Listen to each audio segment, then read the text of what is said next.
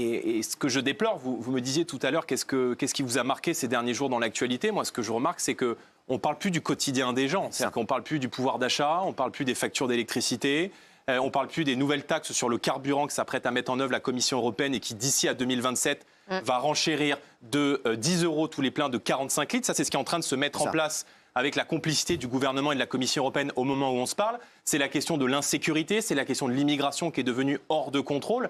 Et c'est vrai qu'on a passé une année 2024, on a beaucoup parlé du quotidien des gens parce qu'il y a eu des élections, mais pendant que, effectivement, on parle d'autre chose, eh ben, les gens qui nous regardent ce soir, ils ont toujours de plus en plus de mal à remplir leur caddie. Et n'oublions jamais qu'il y a un Français sur deux qui est à 10 € près quand il fait ses courses. Et moi, je me bats précisément, et c'est pour ça que je fais de la politique, pour régler les problèmes des Français.